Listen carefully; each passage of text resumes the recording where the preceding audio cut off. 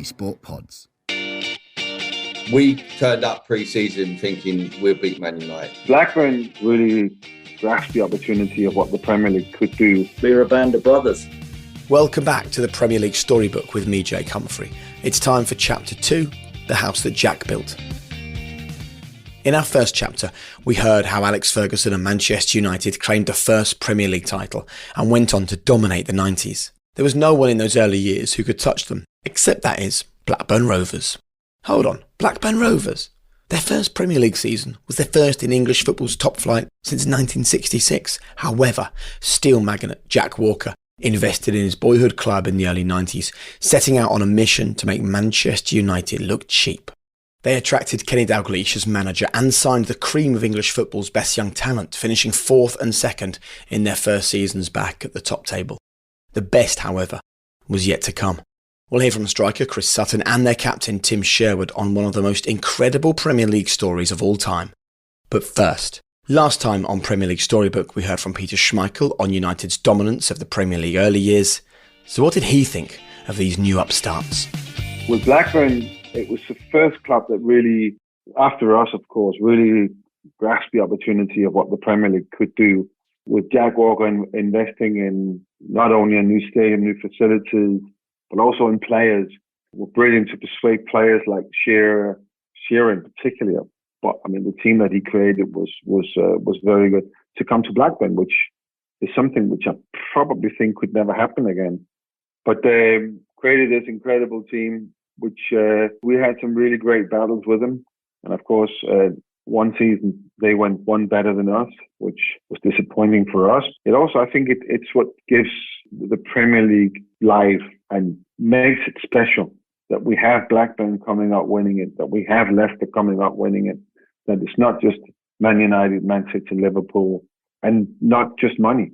I mean, of course, at the time it was money because he persuaded players to come, but it was a quality team that he built, and they were hard to play against. You know, Chris Sutton and Alan Shearer was kind of I take it on a personal level, my nearest opponents in playing them. And they were difficult. They were quality, and the way they played together. You got Tim in midfield. You got so many great players in that team. So it was a great team, and it was some great battles we had.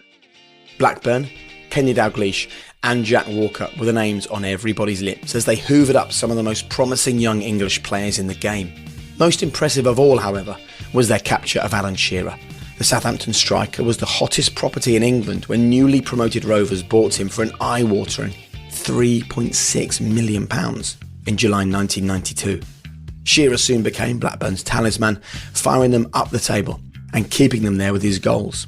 Les Ferdinand, at QPR at the time, was watching on in awe. I mean, my thoughts on him at Blackburn were, listen, Alan was the best striker in the league at the time. You had the likes of Andy Cole, you had Ian Wright, you had Teddy Sheringham, Matt Letizia. I think, through that period, staying bottom of Robbie Fowler, through my career, I had players the whole way that were inspirations that they'd score on a weekend. So I thought I needed to score. And, you could guarantee most weekends that Alan was going to score. So to be spoken of in those circles, you needed to score as well, albeit I was at QPR and probably not as big a club as some of the other guys. But what I needed to do was to put myself in a position where, I was being spoken about in the same breath as those guys. Ferdinand later played with Shearer at Newcastle and has a better insight than most into just how good he was. I think, the thing that puts him a cut above is probably his goal scoring record. His determination. I played with Alan, and the one thing I knew is anyone who played against him knew what they was coming up against. It was whether you could stop it or not. And 9 times out of 10, they weren't able to stop him. So he was great to play with. I've been really fortunate to play with some really good strikers in my time. And I've always said that Alan tops the tree. His ability to hold the ball up, his ability to spin into spaces, and like I said, his ability to shoot from absolutely anywhere. He was good in the air, he was good on the ground, and just a complete centre forward at the time. So they had the team in place and finished second as United romped to the double. But they had to go one better. Tim Sherwood had been a mainstay of the team ever since Kenny Dalglish took over in the old second division, while Chris Sutton broke the British transfer record to arrive at Ewood Park from Norwich that summer for £5 million, going on to form an unbelievable partnership with Alan Shearer. I sat down with the pair of them, captain and star striker, and they told me the remarkable story of Blackburn's rise to the top. Let's talk then, actually, about you, Tim, when you made the decision to join Blackburn. When you first went there, who was the person that you spoke with? Was it the manager? Was it Jack Walker? What was the first initial contact? Dalglish. I mean, the initial contact came when I was on my way back from negotiations with Arthur Cox at Derby. So I went up to see Arthur and gave him a handshake, agreed to join Derby County. On the way back on the train, I got a call from Kenny Dalglish to ask me to come to Blackburn. So now, obviously, that was the choice I wanted to make because they were building something up there. It was very exciting what he had to say to me. And I was in a predicament because I always felt like I was a man of my word, but I really wanted to go up there. So I was thinking, I put the phone down from Kenny. I said, well, I will definitely come up and we'll have the conversation. And within 15 minutes, Arthur Cox rings me back and he says, I understand you've had the big man on the phone. I said, yeah. I said, well, Kenny's rung me. He says, if you're my son, he said, I'll tell you to do the right thing, and that would be to go to Blackburn. So we ended up beating him in the playoff semi-final. So it was a real sliding doors moment. It could have gone either way. Thankfully, we got the opportunity to join Blackburn and went up there, and the rest is history. But it was all about Dalglish and selling me the project and what they're likely to do up there. And what did he say? Can you remember? Well, just that they're going to make a lot of signings, a lot of quality. They're going to change the way they go about the business. They've got an owner in Jack Walker who's the best owner he's ever seen and a great man. And I think Kenny was obviously that person, but it was very difficult to pull the wool over his eyes. So whatever he said, I'm sure it was correct. And it turned out that way. I mean, he was the best owner. Kenny was the most successful manager I've had and a fantastic man. And he built a great coaching team, Ray Hartford, who come up there. And he already had Tony Parks. He kept him on side. When the players were coming in the door, I mean, them days, Jake, there was no transfer windows or financial fair play. So, I mean, I was part of the old guard, really, from the Championship. But every day, their clothes were getting taken out of the first team dressing room and a new one was coming in. I mean, it was a real, I would say, it could have got very toxic at one stage, because it was like, well, the new boys are just coming in the door on bigger money. But there was a lot of the players in the Championship obviously got Blackburn to the Premier League in the first place, and some good lads and some good players. So it was every day. It was like a conveyor belt, a different turnover of players, and it was exciting times. But Kenny was true to his word. He was going to shake it up, and he weren't there for the long haul to do it. If he didn't achieve it, progression straight away, then and I think he was a man who would just say, it's not for me. But we obviously finished fourth in the first year in the Premier League, and then second, and then eventually win it. So you would have watched this from afar then, Chris, wouldn't you? You would have seen all these signings going to Blackburn, and when you were at Norwich, obviously. Yeah, absolutely. And I think that I always felt Blackburn were trying to build something special. And, people would, look at Jack Walker and the money which, he spent on players. He was buying all the best young players around. I mean, the likes of Graham Lasso had gone there, David Batty, Paul Warhurst, and the big one was Alan Shearer, of course. So it always felt to me like Blackburn were a club moving in the right direction. I always liked, Jack Walker's motive as well for building the club. You can question a lot of owners' motives in the Premier League today and what they're actually about. But Jack Walker was, about giving something back to the town which he was brought up in. And he built the stadium, and then he wanted to build a team which townspeople could be proud of. And I think he did that. He put his money in. He got Kenny Dalglish in, who was probably Blackburn's most important signing because he had trust in Kenny to then build a team. And, Tim's mentioned the promotion. And then it was pretty quick success. But of course, it was about toppling a Manchester United team who, under Sir Alex Ferguson, were really formidable. And I'd played in the inaugural Premier League season for Norwich City, and we'd pushed Manchester United pretty close, but they were a cut above everybody else. But Blackburn were the team really sneaking up on them. And I remember that would have been the 93-94 season, Alan Shearer scoring 2 goals at Ewood Park and running Manchester United ragged. I remember that sort of registering with me, thinking, blimey, maybe this Blackburn team can push Manchester United the following season. They were building something pretty special. And you were in that sort of building period as well, Tim. I mean, Chris came just a little bit later. When did you first think, bloody hell, this could be a team that actually wins this thing? Well, that season, what Chris is talking about there, the 93-94, before that, obviously the first season, you're dipping your toe in the water. How are we going to get on in the big league? Yes, we've made some signings, and to finish 4th was a great achievement. But not for Kenny. It felt like it was a little bit of a letdown, and he was continuing to build, signed some few more players. Then we finished 2nd. So I would say to you, after we finished 4th, did we believe we'd go on and win the Premier League? Probably not. Probably not 100%. But certainly when we finished 2nd in the year before we actually won it, we turned up pre-season thinking we'll beat Man United. Like Chris talked about that game. I think that was very significant, that game, because even though it's one-off fixture, it was about them and us at that stage. And I'm sure Fergie was looking over his shoulder. I'm not sure he was too scared, but certainly looking over his shoulder, thinking, who are these turning up? It looked like they really believe now. And certainly at the beginning of that season, we did, and we obviously made some signings. Chris comes in. I remember Kenny asking me about Chris because I knew him from Norwich anyway. So I remember him saying to me, what's he like as a character? I told a few lies to get him in the door. So he was, we just needed, we had lots of strikers, but it's all about scoring the goals, and in the end, we were a team who was set up to play 4-4-2. We had Ripley and Wilcox on the wide areas. We had very good fullbacks as well, but we just needed them extra goals to help out Alan along the way, and Chris come in and did that. So it was about finding that extra bit, and then a couple of signings what we made that season. I think they really helped us over the line. I had no idea, Chris, that Tim was responsible for you winning the Premier League. Well, there you go. I suppose Tim had to say some nice things about him because I used to clean his boots and pick his dirty kit up at Norwich City. But Tim did give me a Christmas bonus one year, which Ian Butterworth never did, and he was an experienced type. So I always quite liked him. I knew he'd speak well of me.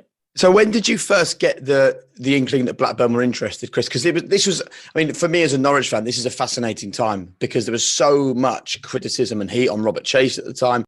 For Norwich fans, we were looking at Blackburn thinking, well, just go and do what they've done. And we could have won the Premier League if we'd have gone and spent that money and invested and pushed the team forwards. We were this close. So when did you know Blackburn were interested, and how did the whole thing play out from your perspective? I signed a new contract for Norwich just before the Christmas before I moved to Blackburn.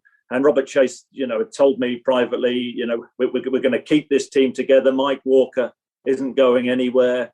Hence, I signed a new contract. And then a couple of weeks later, Mike Walker went off to Everton, which was a huge, huge deal because, Mike, arguably the most successful manager in Norwich City's history, the third place finish in the Premier League, where we had come pretty close. And then Ruel Fox moved. And that was, so Mike Walker leaving was a big deal. But then Ruel Fox, who was a brilliantly talented player, and I had a good relationship with Ruel. And he was a big part of me doing well at Norwich in terms of our understanding and a combination play with each other. And I felt that Norwich had sort of lost their appetite. Now, I think that many people viewed Robert Chase at that particular time as the villain, but I always thought deep down he had Norwich's best interests at heart. He couldn't compete with somebody like Jack Walker, of course, but then because Ruel Fox had gone and there was interest from a lot of different clubs, in fairness, Manchester United had declared their interest. This was just into the new year. Liverpool, I think Roy Evans had taken over in charge at Liverpool.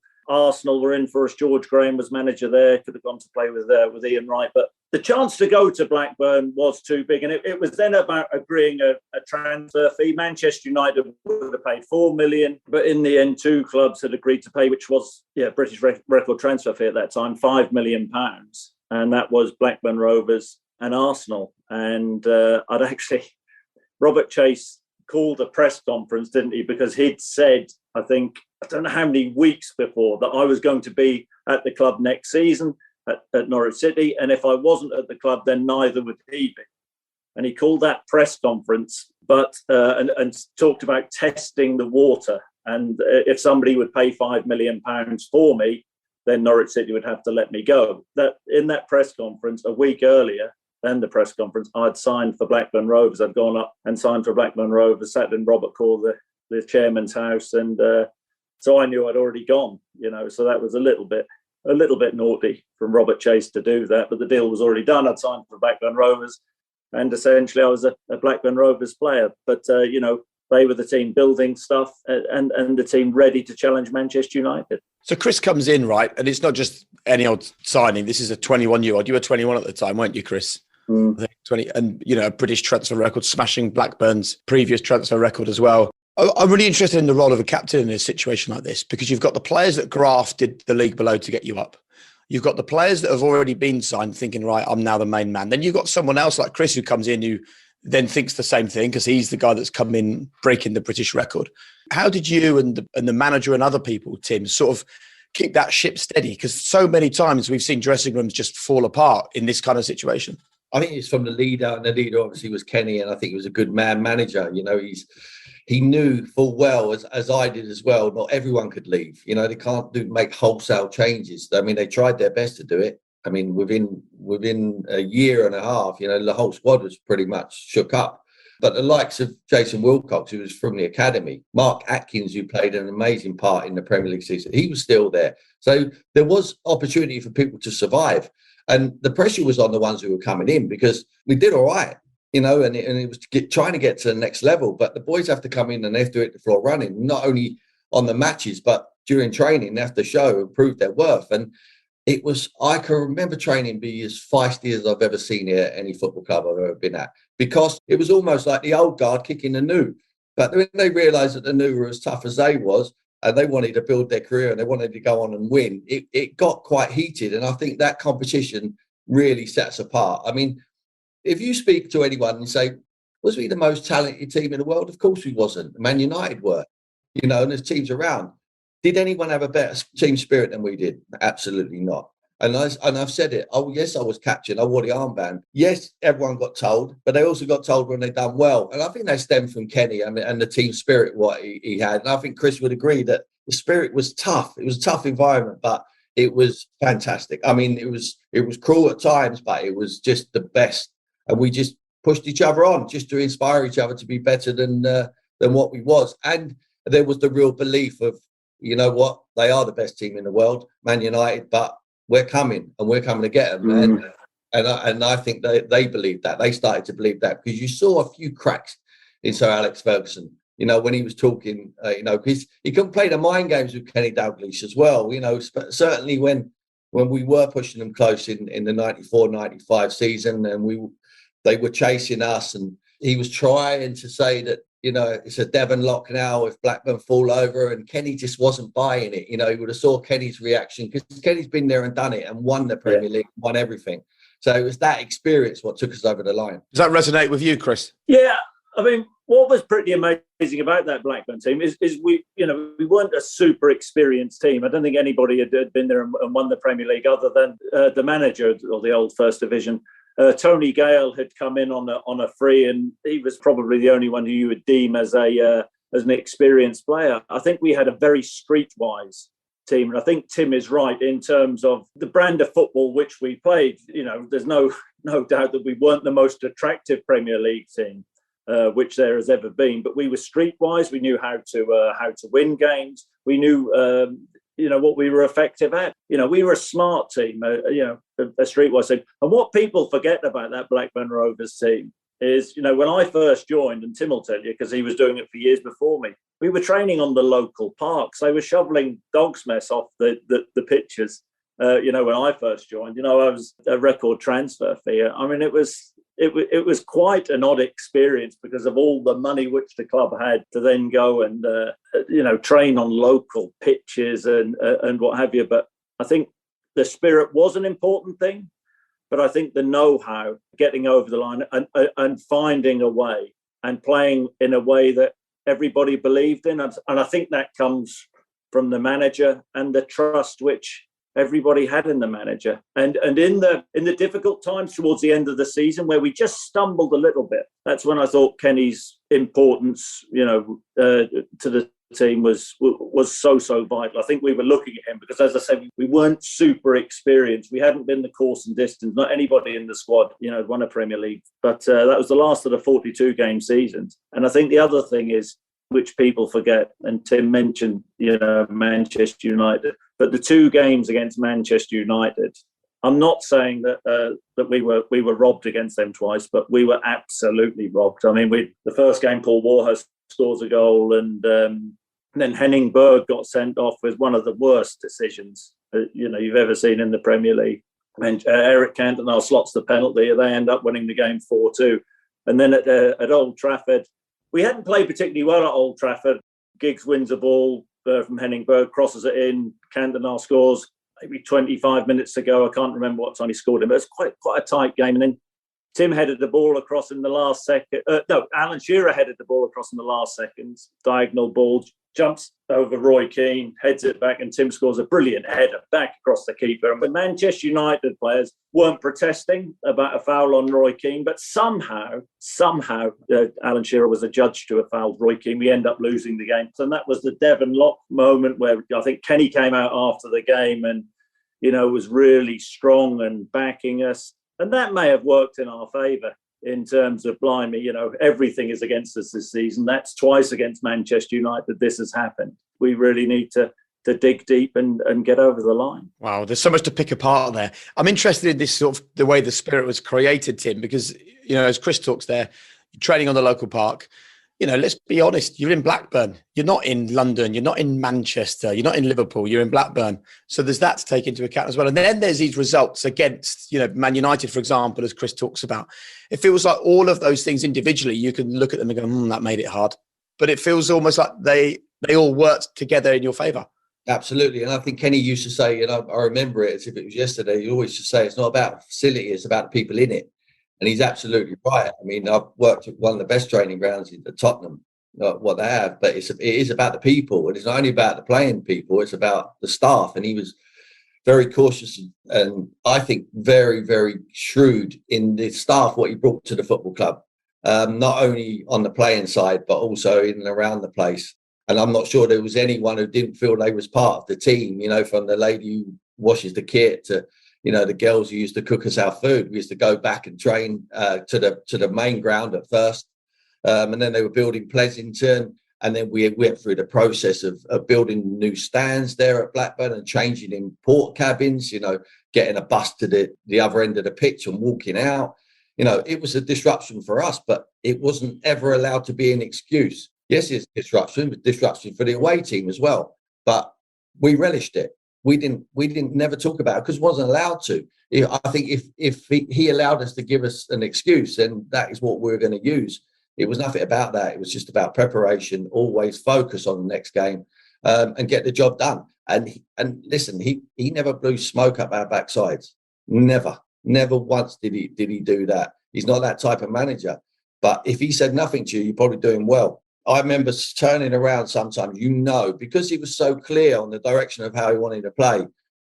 You knew if you played well or not. It was not a lot of sophistication regarding the philosophy of how we played, but it didn't need to be because he just worked with the group he had. And this is what he felt was the best system for us.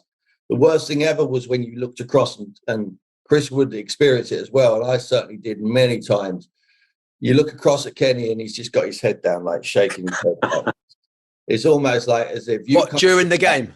Yeah, when you look across, I used to, and then you've got the lightheartedness of Ray Hartford. And Ray used to, I tell my friends now and they can't believe that sometimes he used to come to the side of the pitch when we're playing well and we're overrunning teams and he used to shout to me, Tim, and I'd go, what? He goes, stick a fork in them, they're done. That sort of banter is destroying for the rest of the opposition.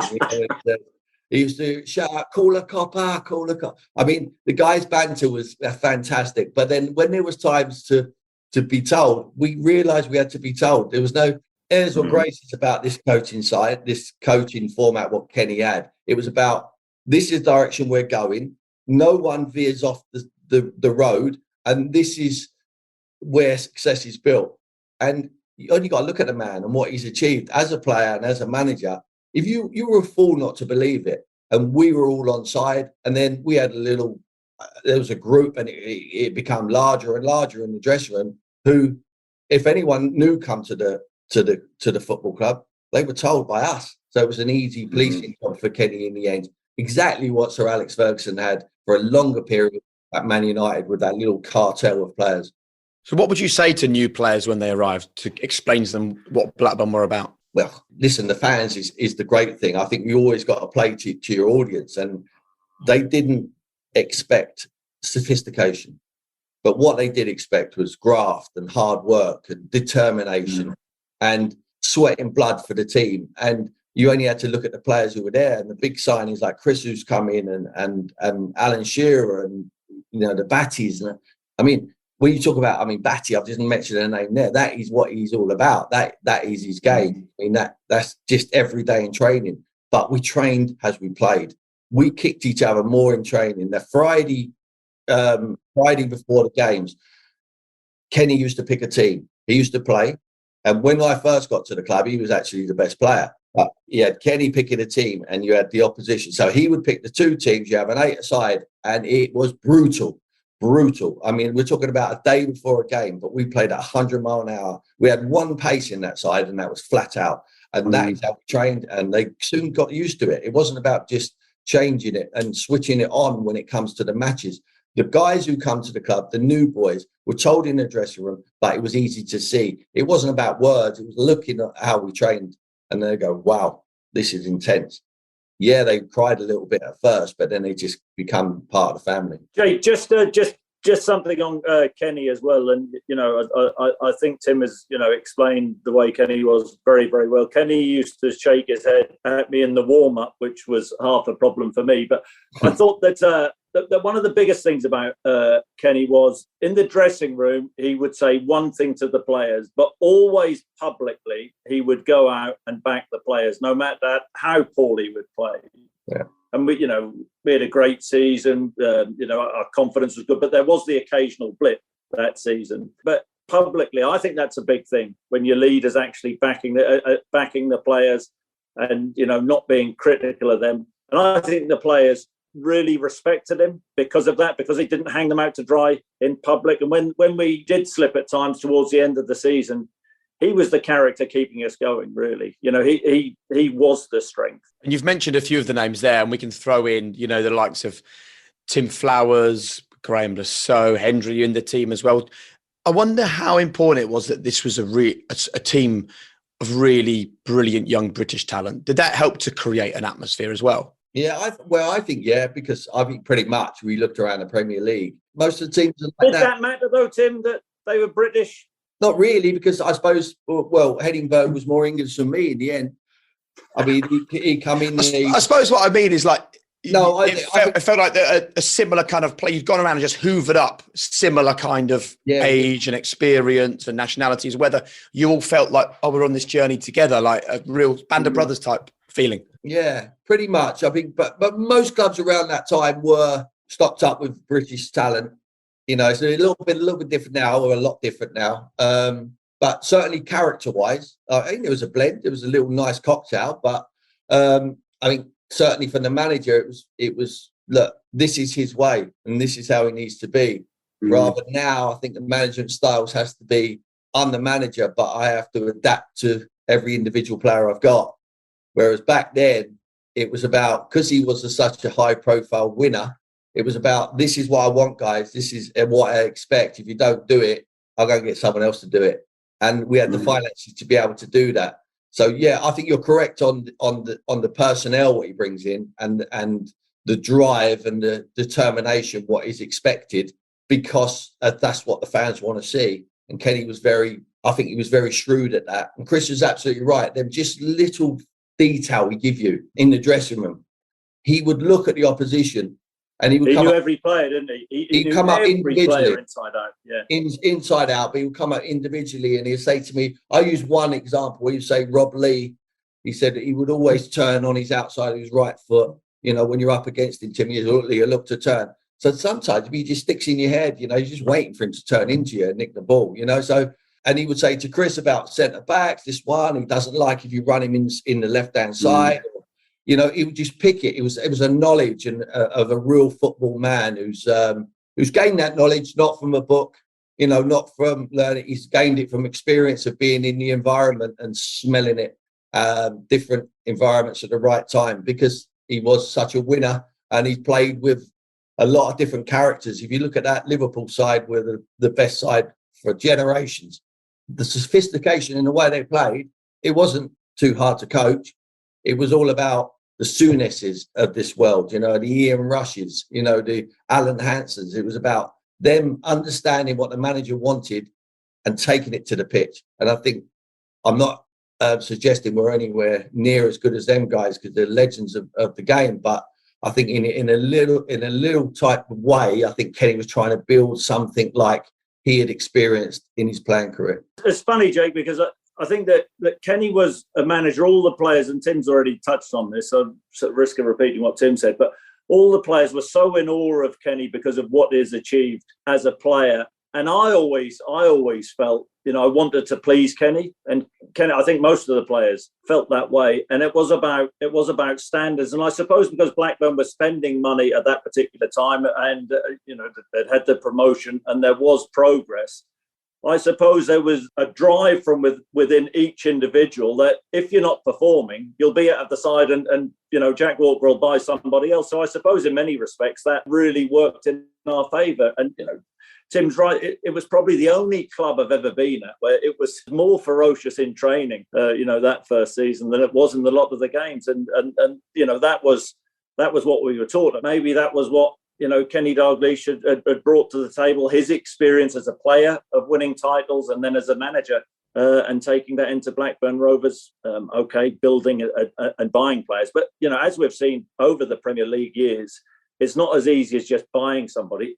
Every component of that particular team has to fit. And Kenny had a style and a way of playing. And I think also that season, people forget, Tim has mentioned David Batty. When Blackburn signed David Batty, that was a huge, huge deal. One of the best midfielders in the country. David Batty barely played a game that season. Mark Atkins, Tim's mentioned, had been part of the team which got promoted. But he was a, big player for the team that season. And, it's interesting, we're getting on a bit now, but when people mention the Blackburn Rovers team, Mark Atkins is the one everybody sort of forgets. But, within Blackburn, of course, that isn't the case. I've always said he's the best midfield player I've ever played with. Really? As a partner. As a partner, he appreciated it. Yes, we had the success, but his appreciation of others and his knowledge of what was expected of him was second to none. He's one of the best finishers in front of goal. He understood the game. He understood if I was in the box. We played 4-4-2, so it was like two. If I went to the box, he'd sit deep. He wouldn't come running past me. His appreciation wasn't following the ball. He adjusted his position accordingly to what the game needed. I just think he was a very good thinking. Couldn't run. He wasn't very quick. He wasn't aggressive. He was a good passer of the ball. But he was such a good team member, and a good citizen. And he was the one who'd come out along with Jason, come out of the championship. So, you got to give him a lot of credit for wanting to roll his sleeves up, wanting to be part of this journey. As Newcastle are going to see now, they can't all leave. Some of them are going to have to stay behind, and some of them will come to the top, like Mark Atkins did. Kenny said Mark Atkins was the best finisher at the club, but I think that was tongue in cheek. He said that to you, did he? I think he said it publicly because it sort of had to be Alan. I think so. Alan had more chances. Talking about that, how quickly did you and him develop that relationship that became so famous? I think the way that I've always been better playing as a focal point. I played at Norwich City with Efna Kuku and had a really good relationship because he'd run the other way. I'd gone into to Blackburn, and Alan was the main man. I think in the first season, Alan signed for Blackburn. He'd had a knee injury around Christmas. Tim, you correct me if I'm wrong with this, and he still nearly won the Golden Boot that season. But he didn't miss. I I don't think it took too long to develop. I mean, from my point of view, in the early stages, you know, I'd gone up. I was a little bit in awe of Alan, and I didn't feel totally comfortable because essentially Alan was mates with Mike Newell, and he was travelling in every day with Tim Flowers and Mike Newell, and you know, effectively, I'd gone in to take Mike Newell's place. But, you know, there was this perception that myself and Alan didn't get on, but that couldn't be furthest from the truth. We got on fine. He lived out at Formby. I used to live, you know, just on the outskirts of Blackburn. And that was a sort of thing doing the rounds that, you know, we weren't great mates, but, you know, we always got on. And in terms of, you know, on the field, it, you know, is a pleasure to play with him, really. But he was a player who, you know, I think I worked well with. You know, I was, you know, essentially the focal point, and you know, you leave your best finisher up the pitch. And that season, I can't actually really remember him missing a chance. And throughout his career, he just, you know, when I think of Shearer, he used to think right hand side of the box, and he just used to ping things that low back left into the corner, so accurate. And he was brilliant in the air. And he wasn't the biggest guy, but he had so much power. But you look at the sort of spine of the team, you know, Hendry, Sherwood, and Shearer, a young team. Flowers. Yeah. He was massive for us, especially with one game. I'll tell you about the one game and you tell Jake what it is. Yeah, well, Newcastle, the VE day at Blackburn, when we'd started to wobble a little bit. Probably the best goalkeeping performance I think I've ever seen. And, you know, I'm not just saying that. And that was, I mean, even you'll remember his interview, Jake, where he came out and he used the word bottle about 35 times in 45 seconds. But, you know, people were questioning our bottle. You know, Sir Alex had talked about Devon Lock, but he made some incredible saves that night. And essentially that was the game which got us over the line. Alan scored a good header at the back post, and we had started to sort of wobble. That's when you actually need individuals to step up and show their character and the quality. And Tim Flowers was probably the hardest trainer I think I've ever seen. You know, you talk about people deserving everything they got. Yeah, he was phenomenal in training. I don't think he can barely walk now. I think he's had both his hips done, but that was because of the way he trained. And it was those sort of, always like stories like that, because it's those tiny margins. You know, you think about some of his saves that night, and you know, that's the difference. Somebody who puts everything into his training on the big occasions, the big nights, they get you over the line, and his display got us over the line. And you know, when Leicester won the Premier League and they took people by surprise, was there an element of that with Blackburn Rovers the season when you won the title? People just underestimated you. I think maybe, I always say it would never be done again, but credit to Leicester. I mean, it was incredible what they actually achieved, but they nearly got relegated the year before, you know, but we were gradually getting better. And like I said, there was that belief. And I think it was not only the belief in our dressing room and from our management team, but I think it also from Man United. I think they believed that we're going to be the real deal. And they were looking over their shoulder because we did push them so close the year before. So, yeah, a little bit of difference. Obviously, you know, not the most fashionable side. I think that's where the characteristics comes in with Leicester and Blackburn, but magnificent and equal amount of achievement there. Do you know what, though, Jake? It's important as a football team to know what they are and to have that discipline and that belief in the way that we played. And, you know, sticking to your beliefs is a huge thing in football. I think Manchester United fear this. I think they signed Andy Cole, didn't they? Ended up spending $7 million on Andy Cole. People talk about the Cantona incident at Crystal Palace. But these were all things that, as Blackburn players, we can't affect what happens, you know, at Manchester United. But I think they were certainly, you know, fearful of us. We were the challengers. I think in terms of mentality and belief at the start of the season, I think the gap was 8 points the previous season. But that game I talked about, I think that there was a belief within the Blackburn dressing room that it would be that season. Jack Walker, who was a meticulous planner, after the last game at Liverpool, I think Tim had said something along the lines of he'd planned for Blackburn to win the league the following season. Of course, that didn't happen, but it just... it just felt right. We were a powerful team. We played to our strengths, and had things been different in those two Manchester United games, we would have won the league at the canter. Let's talk then about a few specifics. Like, you got off to that brilliant start, didn't you? You dropped just 12 points before the new year. What are your early memories, Tim, of the way the season began? I think it was just about not getting carried away with it. We know how strong that the team down the road were, and that they're always likely to come. And if we can get a lead, let's get the biggest lead we possibly could. We were being reminded every single day or every game by Kenny, it's all about the next one. It's not about where we are in the league now. It's about where we are in May, and just continually kept our feet on the floor. Didn't want to hear any talk later on in the season about winning the title. We really didn't mention it as much as it's never. I couldn't get to sleep last month of the season because I felt that we were so close and the dream was so close and it could be taken away from us.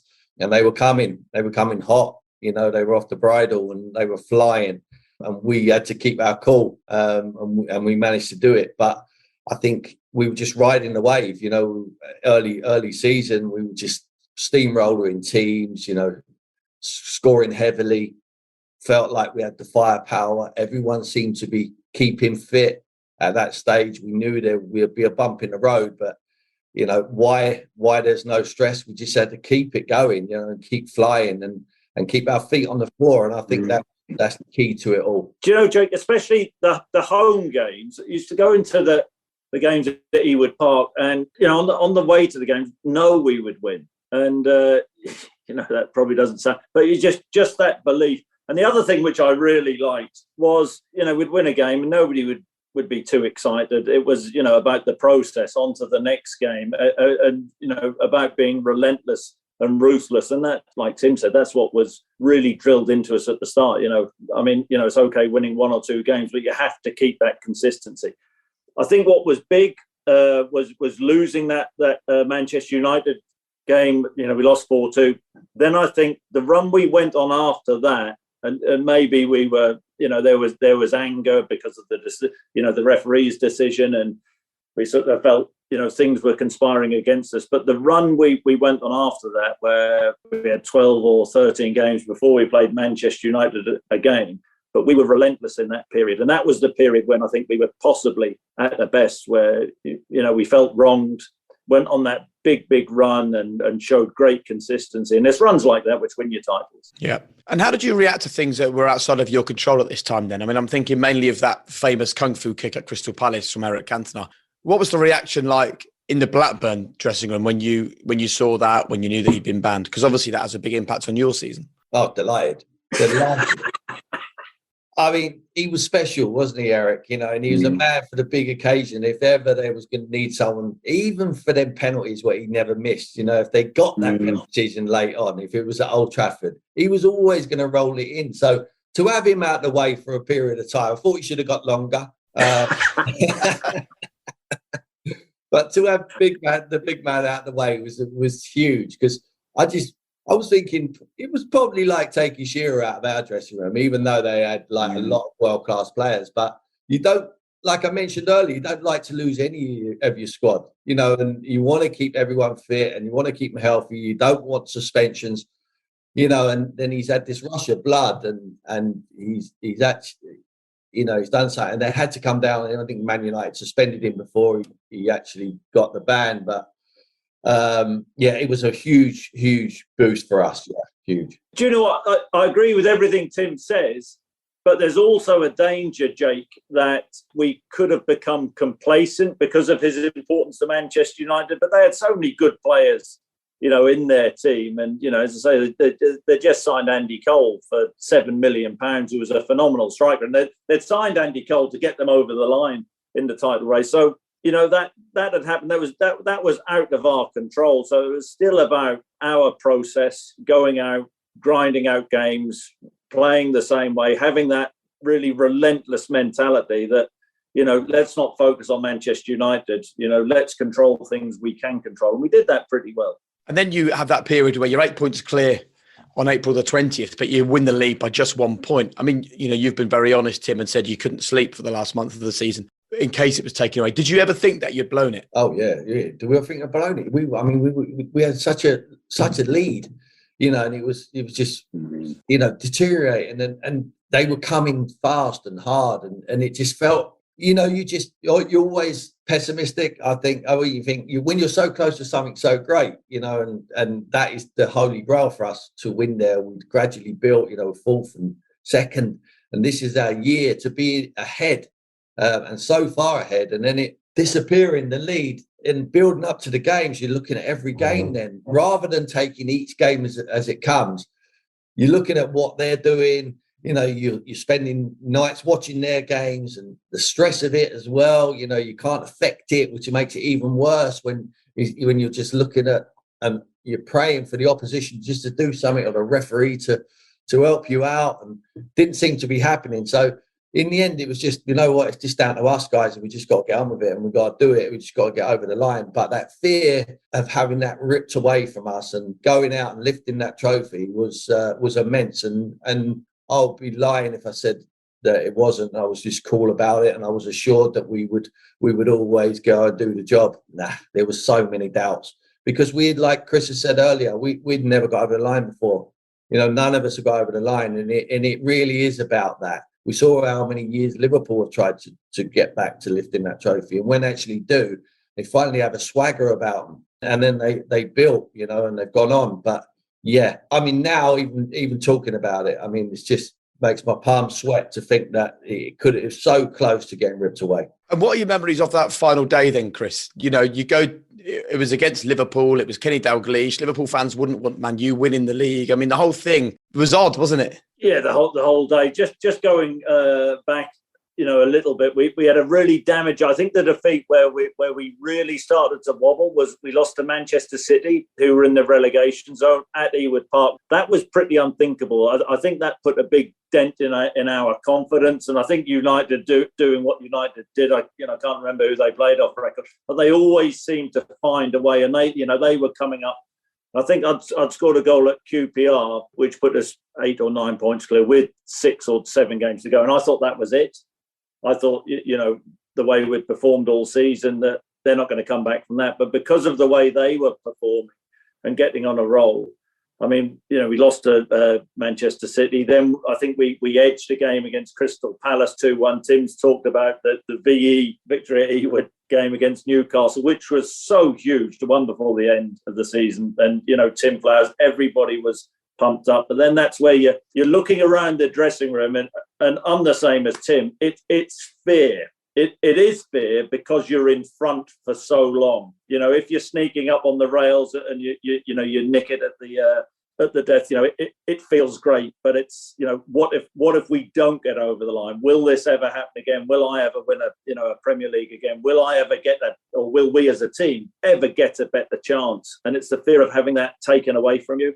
And then, of course, the Liverpool game. It was really odd going into the game because of Kenny Dalglish and the conspiracy theories. Liverpool hate Manchester United. They're going to chuck the game. It didn't affect our approach at all, because there was no way in a million years that Liverpool were going to chuck the game. It's just, it's not in any professional player's ethos really to think like that. And, they were, a good team. They didn't have anything to play for, but they weren't going to, roll over and let us win the game. Remember driving to the stadium, just so nervous, really, really nervous, adrenaline pumping, just thinking, and, we just need to find a way of getting over the line. And Alan scores early. Then we're aware of what's going on at Upton Park, because of the crowd, and you hear the cheers, and we're thinking, oh, well, we're all right.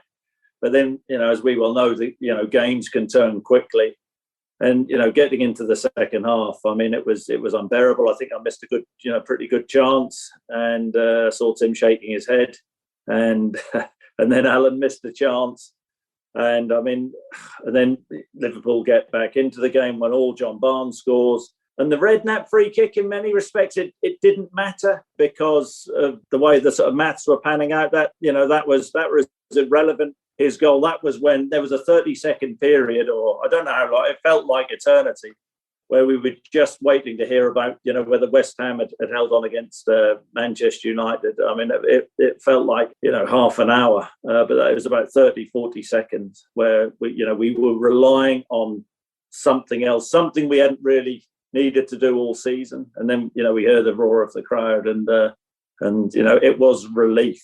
It wasn't jubilation, but because of, we talked about, had we lost it, you've been so far in front, it was like a huge, huge relief just going through the body. And it was only really days and weeks after, and, even now where you think, blimey, that was special, but it didn't feel like that at that particular time. The emotion was, let's breathe again. Tim? I'm still on the relief one. I've not got over the relief one. I've not had time to celebrate because I'm still getting that period. I mean, it was horrible. It was horrible. And Chris is absolutely right. I mean, we knew we looked across and we saw Kenny and Ray, and they embraced, and because of the streetwise nature of our manager, we knew no one is, we were taking throw-ons and they were saying Man United are getting beaten, and then joking with us that Scouse humour what they have, and winding us up. But we knew they weren't pulling the wool over the top man's eyes. So as soon as we saw that broad smile off the two of them and jumping around, we knew we'd finally done it and got over the line. And we spent the last minute and a half of that game walking around. I mean, it just didn't matter. We'd been there, we've been course and distance, we've done it, we've actually achieved it, got over the line. The result didn't matter in the end, and it was just euphoria. And the relief is the biggest word, really, but euphoria afterwards, just jumping around, and probably too much, as in, now you see like Guardiola and certainly Sir Alex Ferguson, they enjoyed their moment, but it was almost like, right, on to the next. I had a feeling of, well, we've done it. So not like when I look back, if I have any regrets, it's like, well, we've done it. Now we got to do it next year. Now we're going to do it. But unfortunately, the foundations wasn't in there for us to be able to do that. And I think that's something what I think Jack would regret. I mean, obviously his goal was to win the Premier League. But you know what? Sitting here now, and Chris will say the same, and all our players, it'd been nice to have done it again and again and again.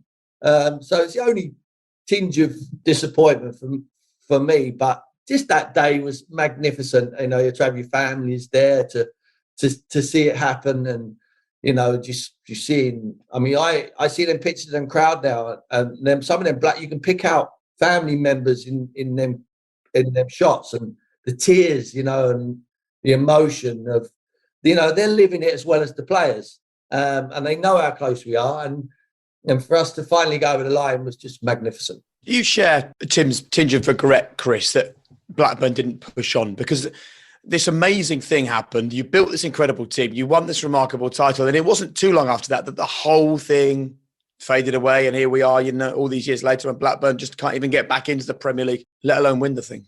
Yeah, I think that, on a professional level, what Jack Walker was building, and, we couldn't, Tim's right, we couldn't quite get the foundations in place. I think a big deal was Kenny, going upstairs to the director of football role, and it was never going to be easy for Ray Harford, who was, Kenny's right-hand man, his coach, a player that a coach the players really, really respected. But then to move up into the managerial role, to not really strengthen that summer. I mean, Sir Alex was always famed that, when he'd won a title, going strong again, bringing in, a marquee player, if you like. We possibly didn't do that. I think the way I look at it now is, I look at it differently, the way that the club is. You see games on Ewood Park over the last few seasons. I've been back myself to cover games, and the stands are empty. A lot of the stands are empty. It's a different club. It's a different ownership. It has a different feel. I mean, I loved living in Norwich, being brought up in Norwich. When I used to ask people about Blackburn, what was Blackburn like? People said it rained a lot in Blackburn, but I loved my time up there. I had five great years. I think it's sad what has happened to the club, subsequently. And, I hope that eventually they can find a way back into the Premier League. I think it'll be really, really difficult. But I take great pride from that particular era. But, I think that, Tim's absolutely bang on in terms of, as a player, you want to be greedy. You want to go again. I think on the flip side of that, you think about how good that Manchester United team were and what Sir Alex was building, and that United team through the 90s and, you know, longer than the 90s were the team to beat under Sir Alex Ferguson's reign. So, you know, in many respects, I look at that season and think it was pretty incredible that Blackburn Rovers team, which Jack Walker built and Kenny Dalglish, you know, really grew, won the Premier League. And look back at that and think, you know, with great pride on the way we performed that season. You know, we were a band of brothers. You know what? I think people actually forget what an incredible story Blackburn winning the league was. Hopefully that's kind of uncovered some of that story for you, particularly for some of our younger listeners. But most incredible of all was that final day, which saw United lose the title because they only managed to draw 1-1 at West Ham. In the home dugout that day was Harry Redknapp. I think it was one of the great days in English football, one of the great days in Premier League history, because it was a day that showed the honesty of our game. You know, everybody thought that Liverpool would lay down and let Blackburn beat them because Kenny Dalglish, a legend going back to Liverpool, they don't like Man United, Liverpool. So really, they for the first time in their lives, the Liverpool fans would have been quite happy to lose that day if it meant Man United not winning the league, Kenny winning it. And we were playing Man United and everybody thought, well, we'd roll over and get well beat by Man United anyway. But both results didn't work out that way. Both teams, Liverpool had a real go and won the game and beat Blackburn. And we scraped the draw with Man United, even though they battered us second half. We hung in there. I remember putting another centre half on with 15, 20 minutes to go and probably playing with back six. And I think Alex wasn't best pleased with my tactics that day, but listen, we all want to win. I don't care what game it is.